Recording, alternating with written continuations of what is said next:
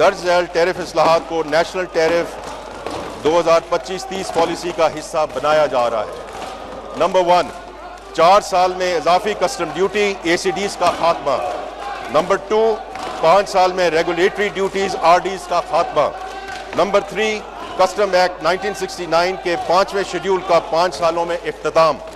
Number 4, कुल 4 custom duty slabs 0%, 5%, 10% और 15%। और नंबर 5, ज़्यादा से ज़्यादा कस्टम ड्यूटी की हद 15%। इन टैरिफ इस्लाहात को मरहलावार लागू किया जाएगा ताकि कारोबार किसी खलल के बगैर इस तब्दीली के साथ एडजस्ट कर सके और उनकी राह में आने वाली रुकावटों को कम से कम किया जा सके।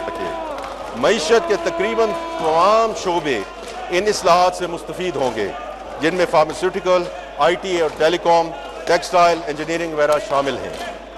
वर्ल्ड बैंक के मुताबिक इन इस्लाहात के कामयाब नफाज के बाद पाकिस्तान के औसत टैरिफ खित्ते में सबसे कम हो जाएंगे और हम वियतनाम और इंडोनेशिया जैसे ममालिक की सफ़ में शामिल हो जाएंगे। हमें यकीन है कि इन इस्लाहात के मुस्बत नताइज बरामद होंगे और ये मुल्क की इक़्तिसादी तरक्की में अहम किरदार अदा करेंगे।